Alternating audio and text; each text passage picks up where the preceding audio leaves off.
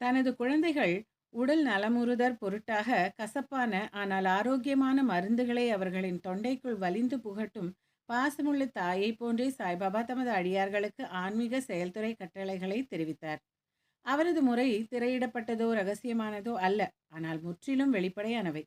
அவருடைய கட்டளைகளை பின்பற்றிய அடியவர்கள் தங்களின் குறிக்கோளை எய்தினார்கள். சாய்பாபாவை போன்ற சத்குருக்கள் நமது அறிவாற்றல் என்னும் கண்களை திறந்துவிட்டு ஆத்மாவின் தெய்வீக அழகுகளை நமக்கு புலப்படுத்துகிறார்கள். இது செய்யப்படும் போது புலனுணர்வு பொருள்களில் நமக்குள்ள ஆசை மறைந்து விடுகிறது.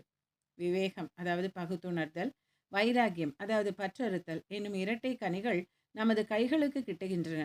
ஞானம் என்பது தூக்கத்தில் கூட துளிர்விடுகின்றது. முனிவர்களின், அதாவது சத்குருவின் தொடர்பை பெறும்போதும், அவர்களுக்கு சேவை செய்யும் போதும், அவர்களின் அன்பை பெறும்போதும் இவைகள் அனைத்தினையும் நாம் எய்துகிறோம். தமது அடியவர்களின்